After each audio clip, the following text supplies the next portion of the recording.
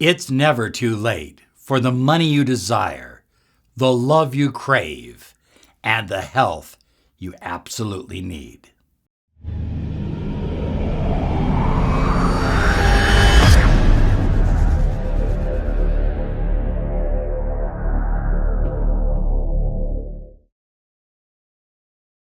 Hi everyone, Robert Zink, miracle mentor and Alchemy life coach. Beautiful fall, autumn day outside, and we are soaring high like a big, beautiful eagle flying in the direction of your dreams and your goals.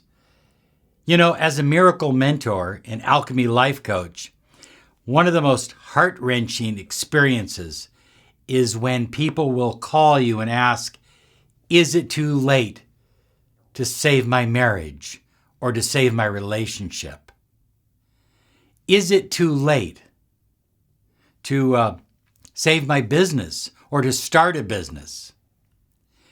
And I believe that it's not too late. I believe that sometimes you are right on time.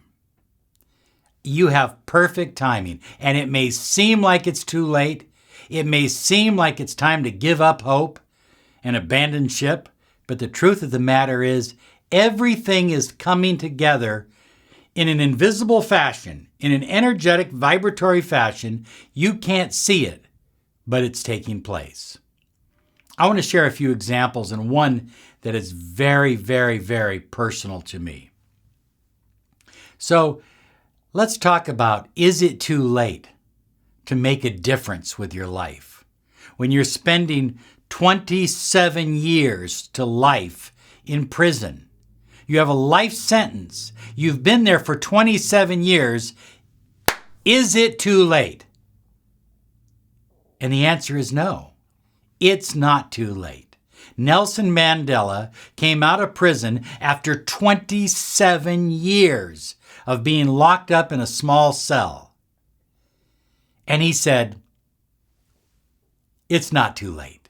Let's forgive each other and build a country. And that's exactly what he did. It's never too late. It's not too late. You need to believe that. That needs to be a core belief. We talk on this channel about beliefs all the time.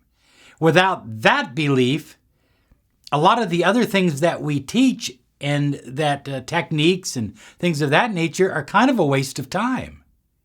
You need to absolutely believe you're right on time. It's not too late. You know, when a 65-year-old man is driving down the highway, blowing smoke out of the back of an old Cadillac, sleeping in the back of it at night, and a year later is a multi-millionaire, it's not too late. Oh, it's finger-licking good. Colonel Sanders, true story. He was broke at 64. At 65, he became a multi-millionaire. It's not too late. But what about relationships? Well, some of you have heard me talk about my Uncle Mack before. So listen to this story because it's absolutely true. It was told to me several times by both my grandmother and Uncle Mack. So Uncle Mack, we'll just call him Mack for this video. He was a young man and he had fallen in love. Beautiful woman. And you know, there was talk of war. There was talk of all kinds of bad things happening in the world. But what does that matter when you're in love, right? And he was deeply in love with a beautiful woman. And they had some disagreements. One of the disagreements was he wanted to volunteer to go overseas and to help defend the United States in World War II. She didn't want him to go. And so they had a terrible blow-up, a fight. She broke up with him. And before she could patch things up, or before he could patch things up, he was shipping out.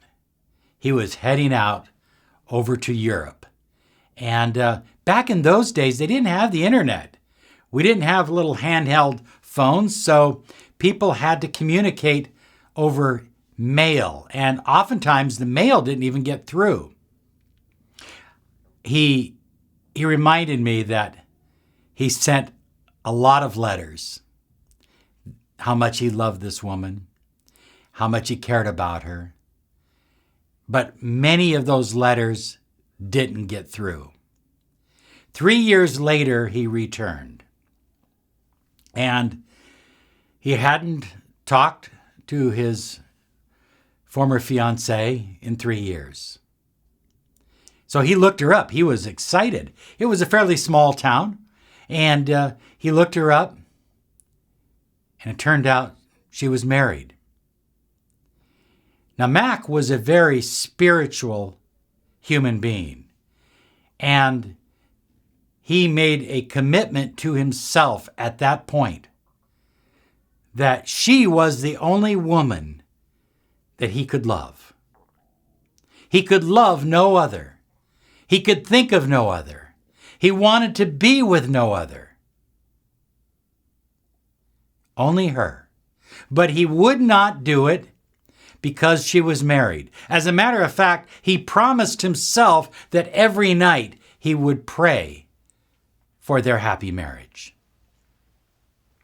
One day they met, and he explained that they could never be together, that he wished them only well, but that he had a new house. It was out in the country, and if she ever needed help for anything, every night he would light a lantern, and it would be in the window.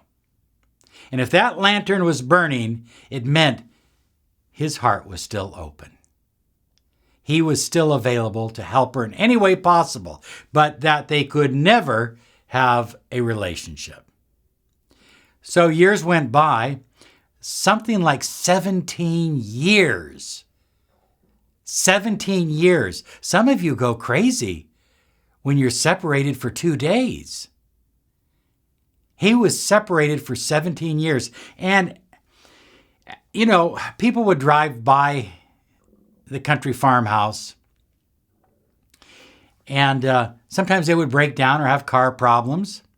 And so that lamp in the window every night became kind of a symbol that, well, if you're out in the dark and you don't know where you're at, if you can see this lamp, here's somebody that will help you.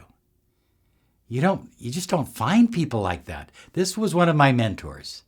You don't find people like that anymore. Anyway, 17 years later, her husband died. I believe it was in a tragic accident, and she had 2 children. And she had no viable means of supporting those 2 children, and she had no family. So when food started running low and she was behind on the rent, they drove out one night looking for his place. She had never been there.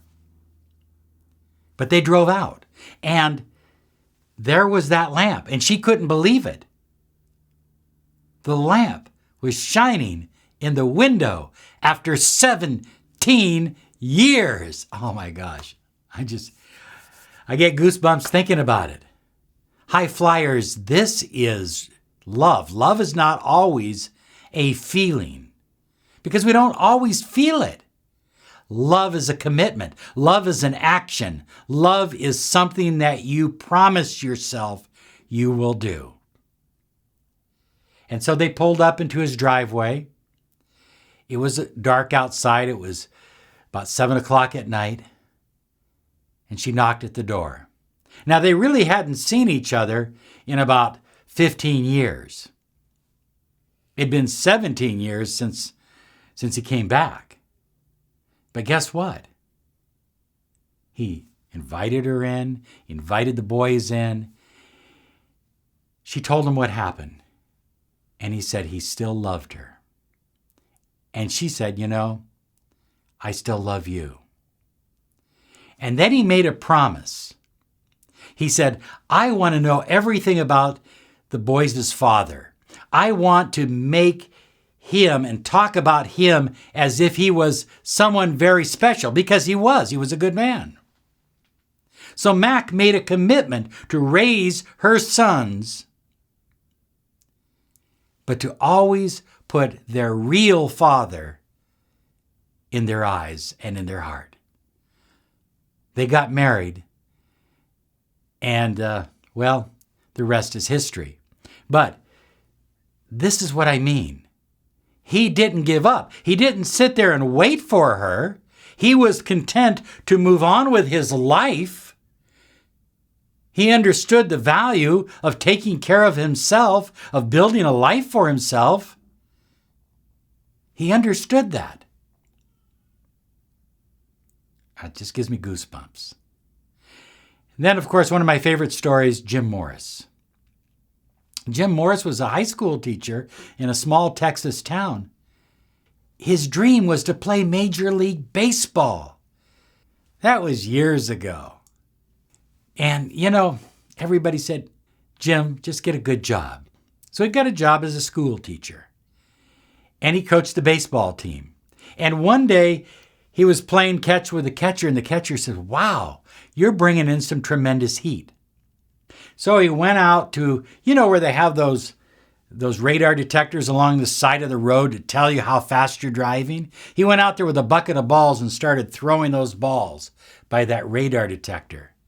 And he realized he was throwing at an incredible speed. Now, he didn't want to go try out to be a pro baseball player. That was years ago. But he had made a bet with his high school students. And he lost the bet. So he had to go try out. They said to him, you always teach us to go for your dreams. Why won't you go for your dreams?